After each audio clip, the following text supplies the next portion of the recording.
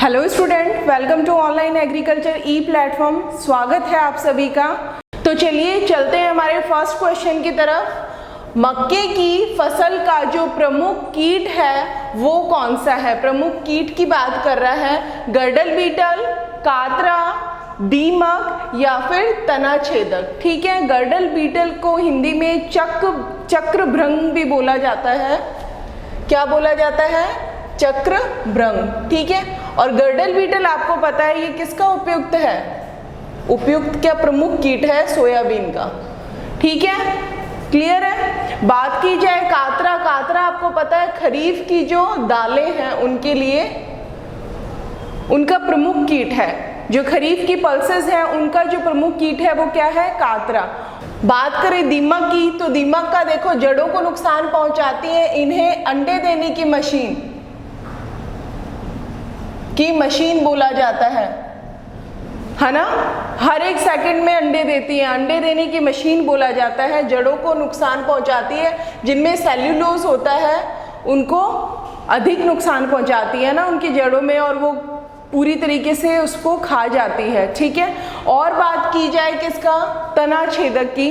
तना जो छेदक है जिसे आप क्या बोलते हैं? स्टेम बोरर बोलते हैं। ये क्या है? ये मक्के की फसल को, इवन ज्वार की फसल को भी बहुत नुकसान पहुंचाता है। इसका नाम क्या होता है? चिलोपार्टिलस। ठीक है, ये आपका फर्स्ट ऑप्शन गर्डल बीटल है, वो सोयाबीन की क्रॉप को ज़्यादा नुकसान पहुंचाएगी। कातरा इंसेक्ट मोराई है, वो खरीफ की पल्सेस है उनको नुकसान पहुंचाएगा।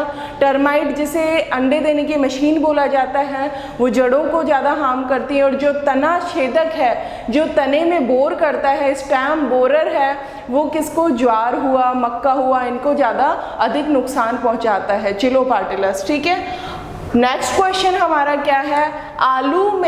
आलू के कंदों की वृद्धि या फिर कंद फॉर्मेशन बोलते हैं ना, ट्यूबर फॉर्मेशन के लिए उपयुक्त तापमान कितना होता है? 5 to 10 degree Celsius, 10 to 15 degree Celsius, 17 to 19 degree Celsius या 20 to 25 डिग्री सेल्सियस। अब आप देखिएगा अगर इस ऑप्शन में 17 to 19 की जगह अगर 18 to 20 डिग्री सेल्सियस भी दिया जाए तो आपको सही टिक करना है। ठीक है, आपको पता है 110 से 130 दिन बाद मतलब ट्यूबर का फॉर्मेशन होता है ना। ट्यूबर के फॉर्मेशन के टाइम कंदों के बनते समय जो उपयुक्त तापमान होता है वो कितना होता है वृद्धि के लिए उपयुक्त? 19 टू, या फिर आप कई जगह ऑप्शन में 18 to 20 डिग्री सेल्सियस दिया हुआ होगा, वो भी क्या होगा? राइट ऑप्शन होगा। ठीक है, बात की जाए इस ऑप्शन के अकॉर्डिंग तो 17 to जो 19 डिग्री सेल्सियस है वो टेम्परेचर ट्यूबर के फॉर्मेशन यानी कंद बनने की, या फिर आ जाए कंद बनने के लिए तापमान, या फिर कंदों की वृद्धि के लिए, जैसा भी हो आप देख लीजिएगा लैंग्वेज। ठीक है, थर्ड नंबर जो हमारा क्वेश्चन है वो क्या है? कौन से मक्के का उपयोग खीलें बनाने में किया जाता है? सबने खीलें खाई है ना, तो कौन सा ऐसा मक्का है जिनको हम खील बनाने में काम में लेते हैं? ये हिंदी में लिखा हुआ है, अभी बताते हैं इसको क्या बोलते हैं। ठीक है, फर्स्ट जो है फ्लिंट मेज, दूसरा जो है वो पोड मेज है, तीसरा जो है वो पॉप मेज है, और चौथा जो है वो क्या है? फ्लोर मेज है।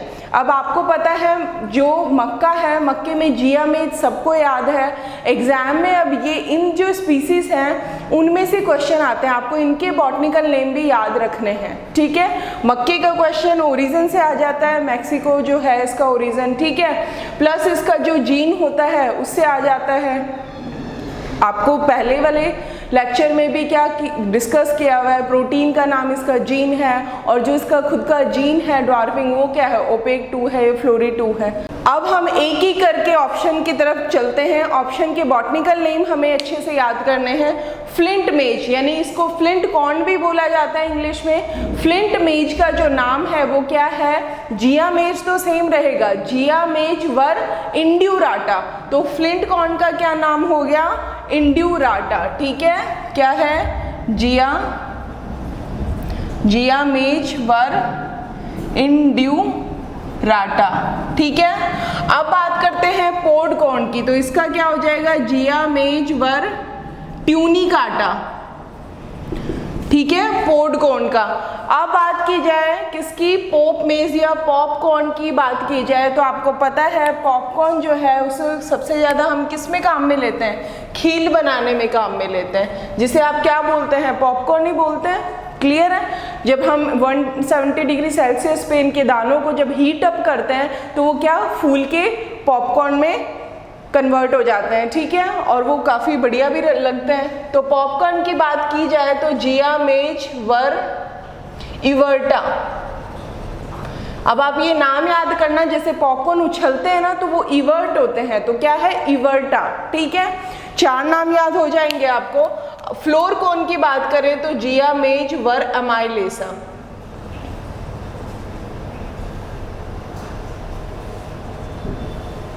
चारों ऑप्शन आपको क्लियर हुए। इसके अलावा स्वीट कॉर्न भी होता है जिसे जिया, मेज, सैकेराटा बोलते हैं। ठीक है, इसके बाद हमारा अब देखिएगा ये जो फ्लिंट कॉर्न है ये सबसे ज़्यादा इंडिया में ग्रो किया जाता है, कौन सा, इंड्यूरेटा वाला। और आपको पता है अमेरिका में जो सबसे ज़्यादा ग्रो किया जाता है वो डेंट कॉर्न है। यहाँ पे देख लीजिएगा कहाँ पे, डेंट कॉर्न। ठीक है, ये जो डेंट कॉर्न है इसका नाम जिया, मेज, वर, इंडेंटाटा, इंडेंटाटा। ठीक है, ये इसका ये जो डेंट कॉर्न है वो कहाँ पे ग्रो किया जाता है, यूएसए में सबसे ज़्यादा ग्रो किया जाता है। और आपको पता है मक्के को क्या बोला जाता है, अमेरिका के रीढ़ की हड्डी बोला जाता है। ठीक है, तो ये कुछ स्पीसीज थी जो आपको याद करना है। ठीक है, अब हम 4th क्वेश्चन की तरफ चलते हैं। निम्न में से धनिया, कोरिएंडर की किस्म कौन सी है, कोरिएंडर की वैरायटी बतानी है आपको। फर्स्ट जो ऑप्शन है पंत हरितमा, सेकंड जो है वो राजेंद्र क्रांति है, थर्ड जो है RZ19 है, फोर्थ जो है वो क्या है, पूसा सदाबहार है। तो बात की जाए धनिये की तो धनिये की जो वैरायटी है इनमें से वो कौन सी है, पंत हरितमा। इंपॉर्टेंट है, अच्छे से याद कीजिएगा। बात की जाए राजेंद्र क्रांति, राजेंद्र क्रांति है मेथी की वैरायटी। क्लियर है। और जो RZ यानी राजस्थान जीरा, ये किसकी है भाई, जीरे की वैरायटी है। ठीक है, 19। पूसा सदाबहार की बात करें तो आप देखिए पूसा सदाबहार 3 हम जब बात करते हैं देखिए किस किस की है, टमाटर में भी हमने पढ़ी है, मिर्च में भी हमने ये पूसा सदाबहार को पढ़ा है, और ग्वार की भी जो किस्म है वो कैसी है, पूसा सदाबहार। जो क्या होती है, जैसे मिर्च में तो और टमाटर में आपको पता है तीनों ऋतुओं में ही आती है, तीनों है ना, रबी में, खरीफ में, जायद में, तीनों में हम उगा सकते हैं। तो सदाबहार का मतलब क्या, ऐसी वैरायटी जो तीनों मौसम में उगाई जाए। ठीक है, ग्वार की जो है वो क्या, खरीफ और जायद में उगाने के लिए ये सबसे अच्छे, दोनों सीजन में आप इसे आराम से उगा सकते हो। और अगर आपको ओनली सदाबहार पूछ ली जाए तो सदाबहार किसकी होगी, मैंगो की। ठीक है, आम की। क्लियर है। निम्न में से मेथी की किस्म है, अब देखिए यहाँ धनिये की पूछी थी और यहाँ किसकी पूछी है, मेथी की पूछी है। तो आपको पता है एक तो मेथी की हमें 2 वैरायटी याद हो जाएंगी ऐसे। बात की जाए फर्स्ट तो राजेंद्र क्रांति, इंपॉर्टेंट वैरायटी है राजेंद्र क्रांति, एग्जाम में पूछ लेते हैं। सेकंड जो है RCR20, सेकंड जो है वो क्या है, RMT 143, थर्ड जो है RF101 और RF125। ये 4 ऑप्शन है। बात की जाए पहले की RCR यानी ये क्या है, ये किसकी है, ये धनिये की वैरायटी है, धनिये की किस्म है। तो धनिये की कौन सी हो गई, एक तो पंत हरितमा हो गई इंपॉर्टेंट, और एक आपकी RC20 जो RCR20 है ये किसकी है, ये भी धनिये की है। बात की जाए मेथी की RMT 143 जो है ये किसकी है, मेथी की वैरायटी है। मेथी को क्या बोलते हैं, फेनुग्रीक। ठीक है। बात की जाए RF यानी राजस्थान फेनल, फेनल क्या होती है, सौंफ, सौंफ की वैरायटी है। और आप RF125 भी है, वो किसकी है, सौंफ की ही वैरायटी है। तो देखिए यहाँ से कितनी वैरायटी याद हो गई। धनिये की जो वैरायटी है वो पंत हरितमा भी है, धनिये की वैरायटी RCR20 भी है। बात की जाए किसकी, मेथी की, मेथी की आपकी राजेंद्र क्रांति भी है, और RMT 143 जो है वो भी किसकी है, मेथी की है। और बात की जाए सौंफ की राजस्थान फेनल यानी RF 101 है और RF 125 जो है वो भी किसकी है, वो भी मेथी की सौंफ की है। ठीक है, तो ये कुछ इतने से में हमें काफ़ी कुछ सीखने को मिला। अब हम नेक्स्ट क्वेश्चन की तरफ। नंबर हमारा जो क्वेश्चन है वो क्या है, सोयाबीन के दानों में तेल और प्रोटीन का जो प्रतिशत कितना होता है वो हमें बताना है, तेल और प्रोटीन का। ऑप्शन अच्छे से देखिएगा, आप लोगों को आता है 20% ऑयल 20% प्रोटीन, 40% ऑयल 20% प्रोटीन, बात की जाए 20% ऑयल 40% प्रोटीन या फिर इनमें से कोई नहीं। तो आपको पता है आप ये ऑप्शन इजीली कट कर सकते हैं। ठीक है, 20-20 नहीं होता है। बात की जाए इन दोनों क्वेश्चन में तो ऑलमोस्ट सेम है, बट इन्होंने देखो पहले तेल का पूछा है तो हमें आंसर भी क्या करना होगा, पहले ऑयल का करना होगा, बाद में प्रोटीन का करना है। तो आपको पता है सोयाबीन में 40% ऑयल नहीं होता, 20% होता है, 40% तो या 42% तो क्या होता है, प्रोटीन होता है। तो बात की जाए ये ऑप्शन, तो ये ऑप्शन जो राइट होगा वो आपका ये होगा, ऑयल जो होगा वो 20% होगा और प्रोटीन जो होगा वो 40% होगा। क्लियर है, पल्सेस में जो सबसे ज़्यादा प्रोटीन कंटेन होता है वो किस में होता है, सोयाबीन में होता है, ग्लाइसिन मैक्स में होता है। क्लियर है, नेक्स्ट ऑप्शन की तरफ चलते हैं। 7 नंबर क्वेश्चन क्या है हमारा, अधिकीलन।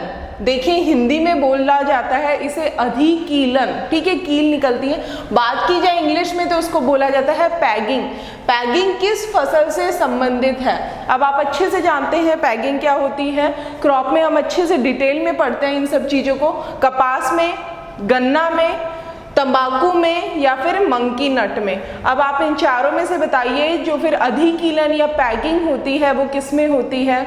बात की जाए कपास में तो कपास में क्या होता है, आप जानते हैं क्या होता है, गिनिंग, ये जिसे जिनिंग भी बोल देते हैं, जिसे हिंदी में क्या बोलते हैं, उटाई बोलते हैं। ठीक है, और हमने पहले प्रीवियस क्वेश्चन में ये पढ़ रखा है पूरे फॉर्मूले समेत कैसे कैसे होता है। ठीक है, जो बिनोले होते हैं उसमें बीज और वो जो फज होते हैं उनको अलग करना, गिनिंग सिंपल वे में। गन्ने में क्या क्या होती है, रैटूनिंग, और क्या होती है, प्रॉपिंग,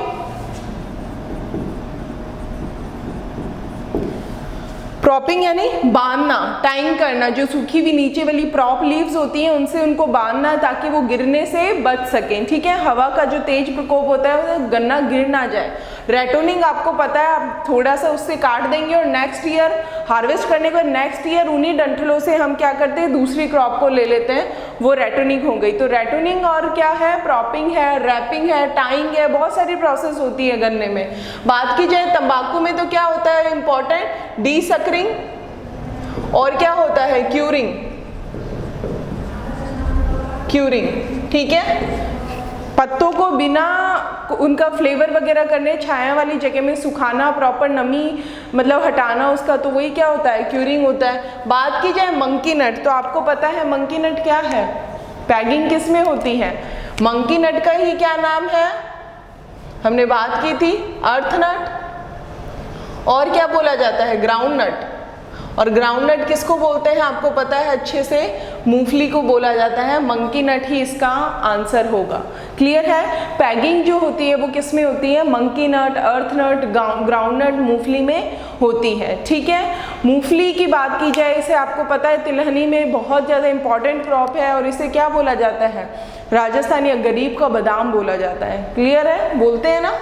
अजोला का उपयोग कौन सी फसल में करते हैं, अजोला क्या है, अजोला एक क्या है, वाटर फर्न है, फर्न है। ठीक है, इसका उपयोग किसमें, चने में, धान में, गन्ने में या फिर गेहूं में। तो ये बहुत सिंपल है, जहाँ पानी खड़ा हुआ होगा जो फर्न है वो कहाँ रहेगी, वाटर पे रहेगी। तो धान के खेत में पानी खड़ा हुआ रहता है और उसमें जो है वो हम क्या करते हैं, इस अजोला को कल्टीवेट करते हैं। इसका जो उपयोगी कौन सी फसल में करते हैं, तो धान की फसल में करते हैं। और पशु के आहार के लिए आजकल ये बहुत ज़्यादा प्रचलित है, खिलाना भी चाहिए, कम उसमें न्यूट्रिशन ज़्यादा होते हैं इसमें। ठीक है, बात की जाए अम्लीय मृदाओं के सुधार के लिए काम में लिया जाता है जिप्सम, CaSO4 2H2O, लाइम, चूना पत्थर बोलते हैं, पाइराइट, FeS2O, और बात की जाए अम्लीय उर्वरक, तो अब देखिए इसने अम्लीय मृदाओं के सुधार के लिए पूछा है, तो यहाँ से चलते हैं। सुधार के लिए आप अम्लीय उर्वरक थोड़ी ना डालोगे, अगर आपने अम्लीय उर्वरक डाल दिया तो वो तो क्या हो जाएगा, और अम्ल हो जाएगा उसमें, ये तो सुधार की बजाय और खराब हो जाएगा, है ना। तो बात की जाए ये तो नहीं डालेंगे, ये तो क्षारीयता को सुधारने के लिए तो फिर भी डाल सकते हैं, पाइराइट भी नहीं डालेंगे। बात की जाए अम्लीय मृदाओं की, तो अम्लीय मृदाओं को सुधार के लिए क्या डाला जाता है, लाइम डाला जाता है, चूना पत्थर डाला जाता है। और क्षारीय जो अपनी अल्कलाइन सॉइल होती है उसके लिए सुधार के लिए क्या डाला जाता है, जिप्सम का यूज किया जाता है। क्लियर हुआ ये। बात की जाए 10 नंबर क्वेश्चन, अंतर्राष्ट्रीय मौसम विज्ञान संस्थान के जलवायु के अध्ययन हेतु न्यूनतम अवधि होती है, यानी जब आपको जलवायु का अध्ययन करना होता है तो जो न्यूनतम, जो मिनिमम कितने ईयर तक आपको एक कंटिन्यूसली उस अवधि का पता लगाया जाए, तब आप जलवायु वहाँ की डिसाइड करते हैं कि इस वाले एरिया की ये जलवायु है। ठीक है, तो बताइए 11 ईयर, 21 ईयर, 11 वर्ष, 21 वर्ष, 31 वर्ष या फिर 51 वर्ष। तो इसका जो है ये आंसर क्या होगा, 31 वर्ष, या फिर कई बार आ जाता है मोर देन 30 ईयर, यानी 30 वर्ष से अधिक। तो वहाँ की जलवायु जैसे आपको पता है 3 उसमें बांटा गया है, ट्रॉपिकल, सब ट्रॉपिकल, टेम्परेट, है ना, क्लियर है ना, उष्ण, उपोष्ण और शीतोष्ण। तो ये जो है ये किसके अकॉर्डिंग, ये 30 ईयर तक उसका एरिया का पूरा अध्ययन होता है, फिर उसके बाद ये डिक्लेयर होता है। तो अंतर्राष्ट्रीय मौसम विज्ञान संस्थान के जलवायु का जो अध्ययन है वो न्यूनतम अवधि कितना, 30 ईयर, मोर देन 30 ईयर तक करते हैं तब जाके। तो आज के जो हमारे क्वेश्चन थे वो यहाँ पे समाप्त होते हैं। हम बहुत जल्द मिलेंगे नेक्स्ट क्लास में। Thank you so much.